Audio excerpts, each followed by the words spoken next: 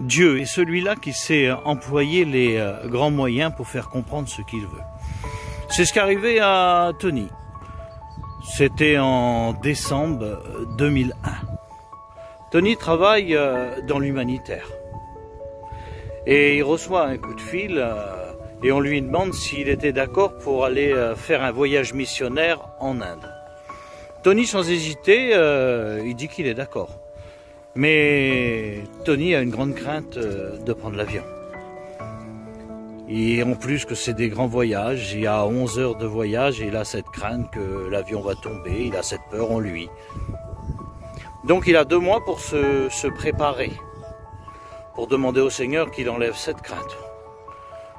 Et pendant 2 mois, il demande au Seigneur. Il demande au Seigneur d'enlever cette crainte qu'il a dans son cœur. Et le Seigneur ne répond pas. Et 15 jours avant de partir. 15 jours avant de partir, alors là, le Seigneur lui parle puissamment dans son cœur. Mais pas ce que Tony avait envie d'écouter.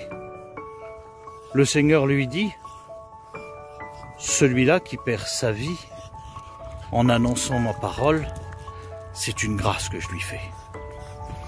Tony, sur le coup, ne comprend pas. C'est quand même étrange. Il n'y a aucune promesse que le Seigneur va le garder dans tout ça. Et Tony, après mûre réflexion, il s'aperçoit de la grandeur de ces paroles que Dieu lui a dit. Et cette crainte qu'il avait auparavant, elle est complètement partie de sa vie. Et voilà que Tony a hâte de monter dans l'avion. Et puis c'est le moment du départ. Et ils prennent ce départ, ils arrivent en Inde, 11 heures plus tard. L'Inde c'est très grand, il faut se déplacer avec des vols intérieurs. Et au retour,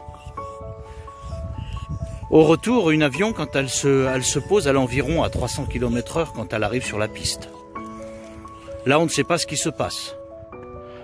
On est à hauteur de Bombay et l'avion, elle est environ à 500 km/h. Beaucoup trop vite pour se poser. Et là, on s'aperçoit là, à ce moment-là, qu'il y a une panique à bord.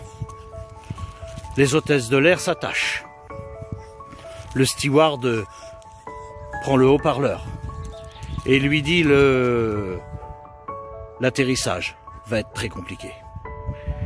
Il va falloir poser votre tête sur vos genoux, vous tenir très fortement, parce que l'atterrissage va être très puissante.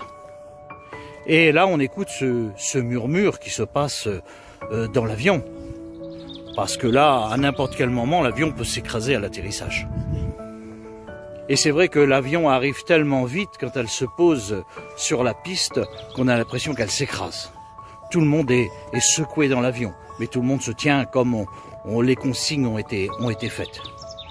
Et d'un seul coup, on écoute les pneus crier, les pneus hurler, tellement que les pneus traînent et ça ne freine pas, et ça ne ralentit pas. Et à ce moment-là, Tony pense aux paroles que le Seigneur lui avait dit. Et la crainte, elle s'en va directement, il n'y a aucune crainte dans son cœur. Et Tony, à ce moment-là, il a réalisé et pense que c'est la fin. Et il dit voilà, là, le bout du chemin, il est arrivé là. Mais le Seigneur ne l'avait pas décidé. Le Seigneur voulait lui faire comprendre.